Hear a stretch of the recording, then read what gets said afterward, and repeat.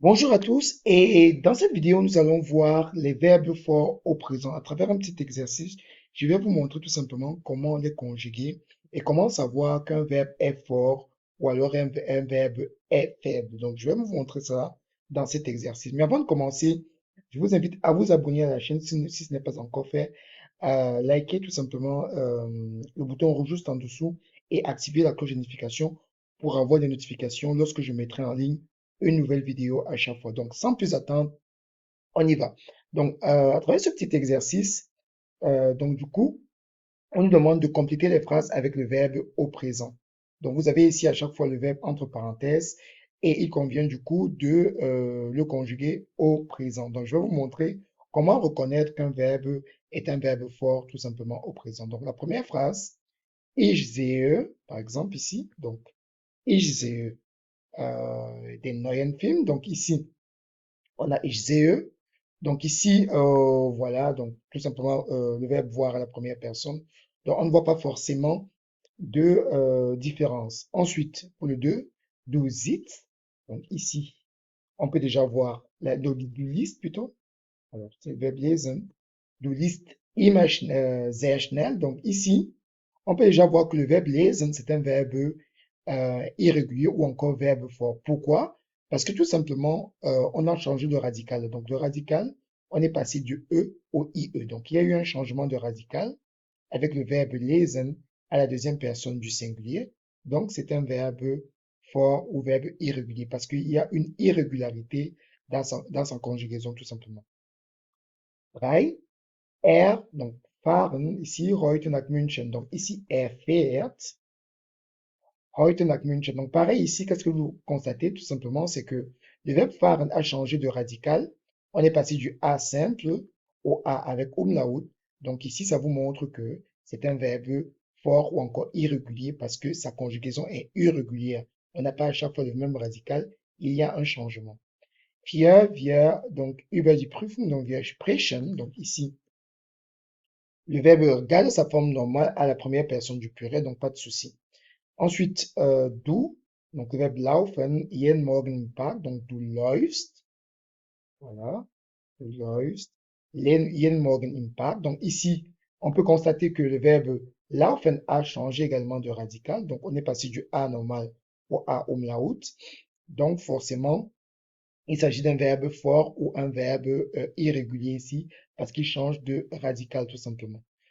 Sie, donc ici fahren oft mit dem Zug, donc sie fahren ici, sie fahren oft mit dem Zug. Donc ici, troisième personne du pluriel, on ne voit pas de différence majeure ici, parce qu'on garde du coup la même forme du verbe, donc on ne peut pas voir ici.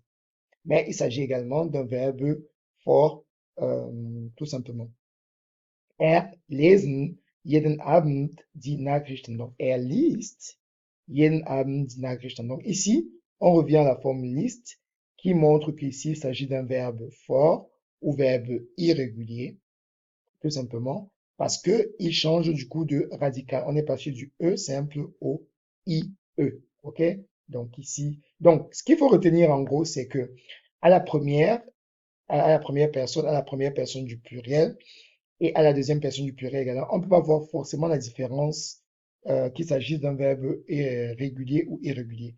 Mais lorsque vous êtes à la deuxième personne ici, comme avec le do, le R, deuxième personne du singulier et troisième personne du singulier, et voilà, et pour la troisième personne du singulier, on peut voir ici que le radical change. On est passé du E simple au IE, et on est passé du A, par exemple, pour faire un O à omlamet. Donc, voilà comment reconnaître du coup des verbes forts, tout simplement, c'est au niveau du changement du radical. Donc, on peut déjà vous le voir au présent. Ensuite, on peut également mieux le distinguer au prétérit où le verbe a totalement changé de forme. Donc, j'espère que cette vidéo vous a aidé à mieux comprendre la différence. Et si vous voulez aller plus loin, si vous souhaitez, n'est-ce pas, en apprendre plus, genre, j'ai développé un programme type VIP pour ceux qui veulent vraiment se projeter, qui veut mieux apprendre la langue allemande, où j'explique comment comprendre des textes en allemand. Ok?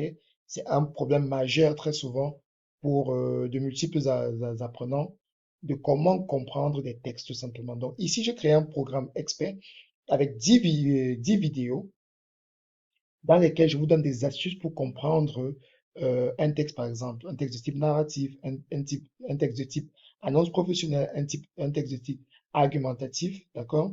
Pour vous tout simplement vous permettre de rapidement